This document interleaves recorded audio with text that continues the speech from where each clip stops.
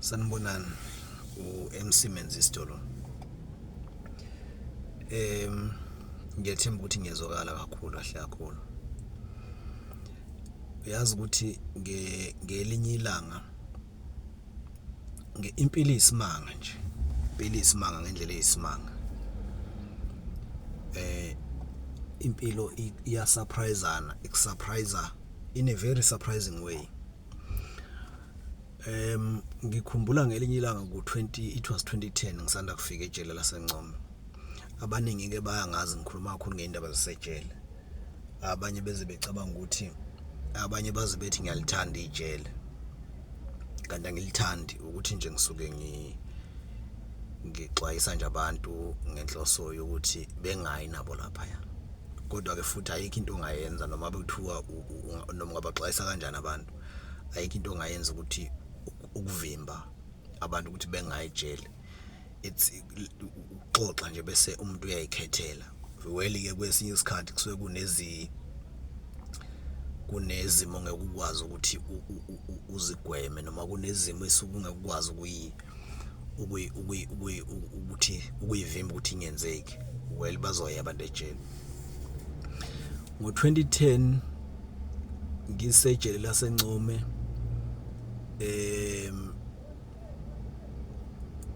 ngiyaxolisa sengiyazi sengisicefe kwabanye ngokukhuluma ngejele kodwa ngenxa yabaningi ngoba abaningi abantu abathanda ukuthi ngikhulume mina sengasho ukuthi sengikhathele ukukhuluma ngejele sengakhuluma nje kakhulu ngalo ngoba vele ngeke ngiyikhava izinto ezenzeke ejele nengayibona ezinye zazangizazi. Kunensizwa lapha eNgcomo engangiboshwe nayo eyakwamthembi Sibongo. Ngangihlala naye eNgcomo section B ngihlala number 2 eNgcomo maximum 2010 ngisanda kufika. Lensizwa kwakuthi makuxoxwa nje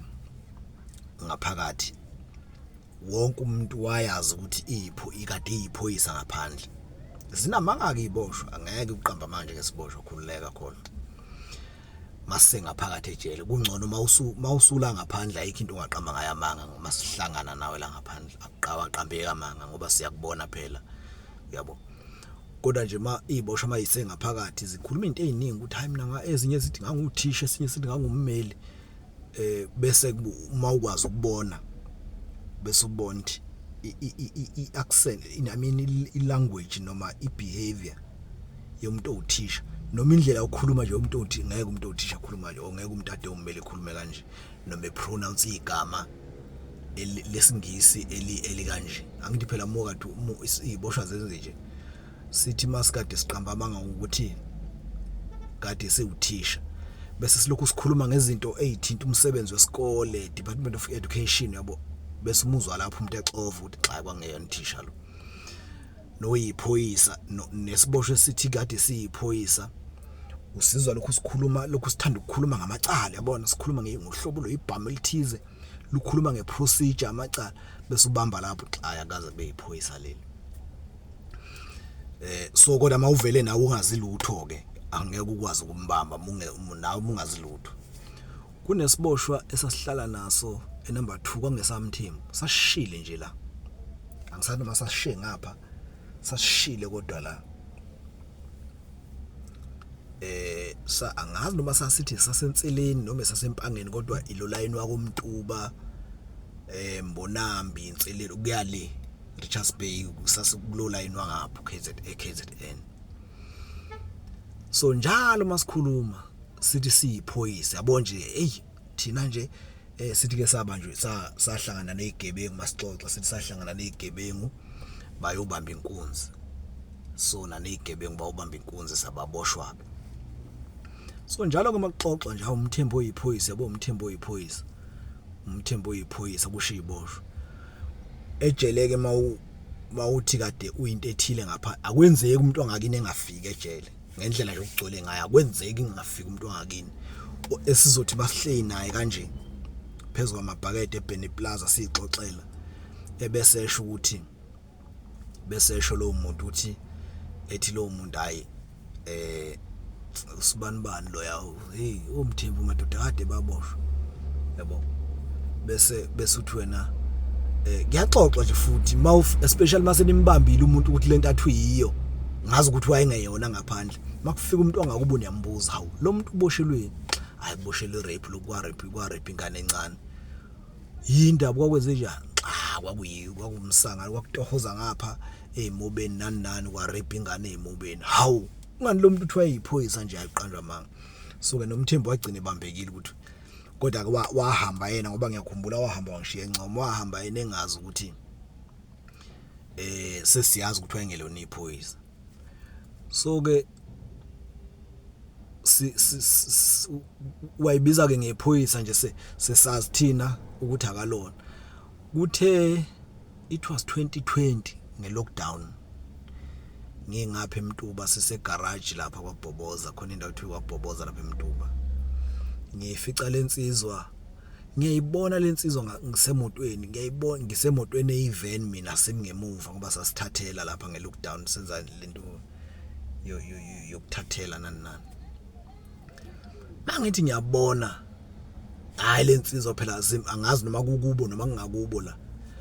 ngithi mina kambe lensizwa ngiyazi lapha iyangibingelele kunjani ngithi mhlambe lensizwa ngiyazi lapha ithi kunjani wethisha ithisha angithi iboshwe encombe zazi ngibiza ngothisha wayiboshwe ngangifundisa encombe mina ngifundisa iboshwe kune update system of learning lapha ngaphakathi ejele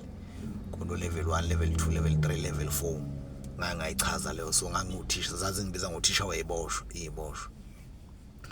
so ke iyangibiza ke nawo sisemtuba manje iyangimemeza ize lensizwa ngithi kambe lensizwa ngiyazi laphi ngoba phela ngiyabona angithi mawusuke njoba sengingaphandle nje mangibona umuntu engangiboshwe naye elokhu ngamigcina ngaphakathi uvele ngigcina sengikhohle ukuthi kambe lo muntu ngangimbonaphi mayiza kanje lensizwa angisaboni ngangiyibonaphi ngithi ngangisebenza naye eThekwini kudala noma ngangifunda naye ongwe kambe ngangiyazi laphi lensizwa hayi mayisila eduza ngithi mina hayi khona umthembu oyiphoyisa phela lo mthembu oyiphoyisa lesasihlala naye encome la kunjani ku right khamba kanjani ha mfowethu manje ngibhemile phela uthi noma u10 lapha ngisazi noma nginamali la ephaketheni ngakhipha uhlweza ngamnikeza sengithi mina manje emsebenzini vele ngeke usakhona ukubuyela ngeke usaba yiphoyisa phela hayi ayeka leyo nto leyo ayileka leyo nto leyo yabo ithi ayeka leyo nto so seke ade ngisanda kuyibona futhi lensizwa manje oba ngikhuluma ngayo ngisanda kuyibona khona namhlanje ngiyibona edolobheni ayingibonanga ke kodwa ngiyayibuka ngiyayidlula sengitshena lensizwa engihamba nayo ukuthi yazi lensizwa lengangiboshwe nayo yayithi iphoyisa ngaphandle kanti nalensizwa engihamba nayo iyamazi ithi ayikazi beyiphoyisa lento ayisanganela usesiyaxoxa ke nje ngaye sengiyamtshela ukuthi uyabuza ke lensizwa uthawu uthi wayiphoyisa kulo mthembu ngithi mina uthi wayiphoyisa ngapha ku Richards Bay nani isithi ke yona wayedlalela ngani njengoba naniboshiwe wayichitha isizungu naye wayichitha isizungu nje wayiqhubha isikhathi ngiyamhleka ke ngiyamchazela ukuthi hayi vele phela le masiboshiwele ngaphakathi into eziningi into eziningi esikhulumayo nezishiwoyo ziboshwa kusuke kuchithwa isikhathi nazi iboshwa ziyazana zizodwa ukuthi zinamanga bayixoxa nje uyabona nje imvamisa ziyayizithi iboshwa makuthiwa isiboshwa sifuna makuthiwa sinayo ingane asifuni nje zimbalwa kakhulu iboshwa ivuma ukuthi yazi mina ngoba ngila ejele nje anginayo ingane ngaphandle la sinazi ingane ezu2 umfana intombazana so kuze kube isaka sakhona ngaphakathi ukuthi ingane zesiboshwa umfana intombazana ngicela ukuphuma ke lapho bengidlula nje kulokho ngoba siyangijova lento okukhuluma ngejele ngifisa ukwenza khona umzekelo engifuna ukwenza lapha ya eThekwini emtateni kwafika umkhumbi usuka le phesheya uzodeliver ngangasebenza ke emtateni mina bayazi abanye sasitohoza nabo emedeni u number 15 ku 14 13 ku number 2 from 1 kuze kuyofika le kokhongela bayazasebenza khona shamasaka sasideliver umkhumbi kwesinye isikhathi sasithula irice ubhontshisi kwesinye isikhathi kube nempahla nje noma abe yiphi ke umkhumbi uthwala yonke into uthwala nezimoto namafutha sasideliver into eziningi so ke kwafika umkhumbi osuka phesheya mawufika lo mkhumbi ufika uthulule mase kufanele usuke uthulula uphinde ulayishe mase kufanele usuke after 2 weeks kuya ngokuthi uthwele into engakanani kumkhumbi uyawuhlala u15 days uthulula uphinde uhlale 15 days ulayisha so uyayihlala inyanga yonke nje echwebeni kuya ngokuthi ungakanani so lo ngikhuluma ngawo omkhulu kuyilo mkhumbi okuthiwa igearback uma uthulula lo mkhumbi wathululwa phindwa ulayishwa ngabasebenzi bakhona and staff nama agent la khona uma sekufanele usuke lo mkhumbi awusadumi usuke lo mkhumbi awusadumi ayibeqale uyabona nawe mawusuka ushayela imoto mawuthi uyayidumisa kuseni ungadumi uqala ubheka ama basics ukuthi noma ungayena umakanika wena udriver wena kodwa mayingadumi imoto uyawubheka nje ama basics ukuthi yini yenza ukuthi imoto ingadumi ucheck ibattery ucheck lokho mawusukucheck konke lokho okwaziyo suyiduma makanika ke nawo ke lo mkhumbi it happens ukuthi o driver bakhona abawu2 o captain laba abawu driver yibona abanikazi bawo lo mkhumbi so bacheck ukuthi lo mkhumbi indaba ungasadumi manje ayi bacheck lutho bathi bayadumisa lutho kwase kuphoqa ukuthi kufonelwe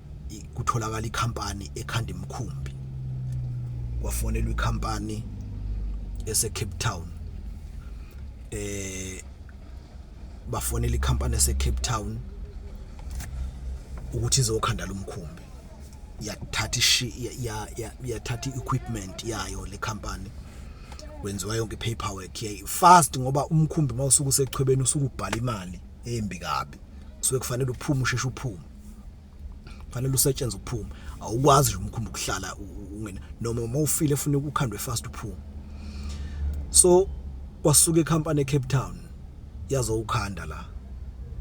yafaka equipment ebhalweni yaflya kweziwa la eThekwini bazowukhanda lo mkhumbi mabukhanda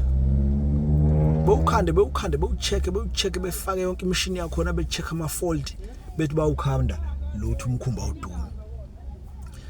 ayi beze bedeclare ukuthi hayi uyasehlula udumi bese befuna ke iservice fee ka 900,000 shuthi befuna imali yokuthi siwukhandile noma ungalunganga kodwa imali yokuthi siwukhandile nje sichithe isikhathi sethu kuwona so bakhokhelwa 900,000 then lo nto ikhomba ukutshela ukuthi ukube kushuthi bawukhanda ke waduma ke babezofuna malini bathatha 900,000 bahamba kwafonela enye ikhampani yase Chatsworth ekhanda imkhumbi yafika nayo yawukhanda lo mkhumbi ayi kwatshama khona ukuthi awudumi awenze lutho ayi kwafonelwa ezinye igayigayi futhi ekukhandeni nomkhumbi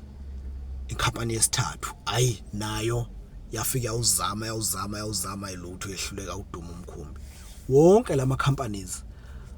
abiza 900,000 wokuthi nje siwukhandile noma ungalunganga kodwa sifikile sawusebenza ithi ke bese ke labo kapteni kubaphoqa ukuthi besusa ikhampani eseChina manje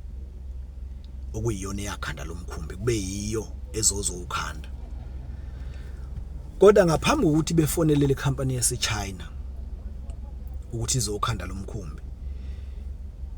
ikhona insizwa la esebenza